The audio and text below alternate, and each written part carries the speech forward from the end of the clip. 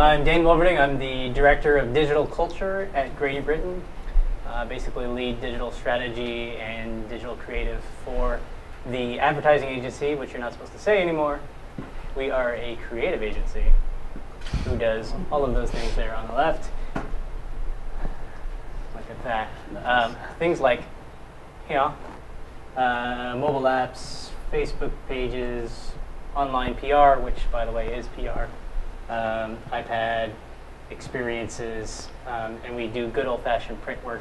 You can see the cover of Fortune there, and that's a blog in the lower right. So everything in the house. We're a turnkey agency. We've been around for 38 years in Portland, which is kind of amazing, and going headstrong into the digital age. We'll go to the next slide, which is, and here's just a smattering of some of the brands that you may know that we work with, primarily regionally, but there may be some in there that you recognize from national as well. Thanks for having me.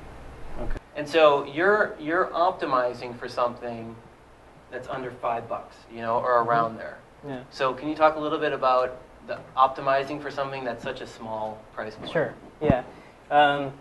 The real value in that there isn't that one-time $1.50, right, that we're going to get out of them. It's the fact that we're building a relationship with that customer who's going to be a zealot on our behalf. Like, I make the best bran muffins, and the reason I make the best bran muffins is because I use Bob's, steel-cut oats. I will not use anything else, and anytime anybody asks me how I get good bran muffins, on Facebook, all I talk about is Bob's Redmill. Right? So it's a $5 purchase plus marketing.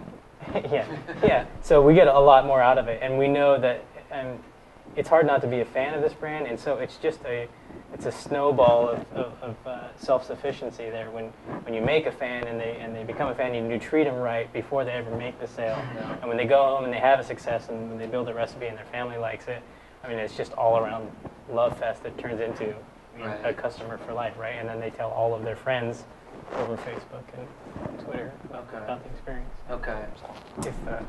Go ahead. If you can manage to, first of all, say that we understand that you're upset or that it's a bad review. First, that's point one for you, right? Because you've got everybody looking at that, and they see that, okay, they are acknowledging the fact that this person had an issue, and they're taking them seriously and working at it. And then if you end up turning it around, that in and of itself, bad review, acknowledge that you're listening, and then actually turning around and making it right, that is way better than almost any advertisement that we can think of buying right now. There's no way. That is going to speak so much louder in the thread of things that exist for that product moving forward than almost anything else.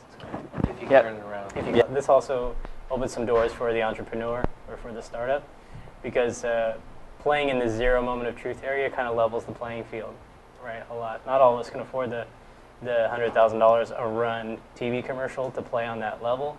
But a lot of us, if we know what we're talking about, can play on the manage a blog and know what I'm talking about and actually be an authority in that space.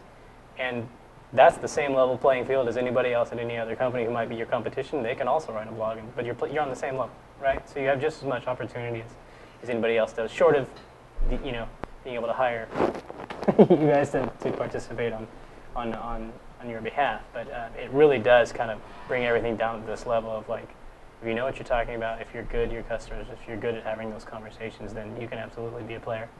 Right.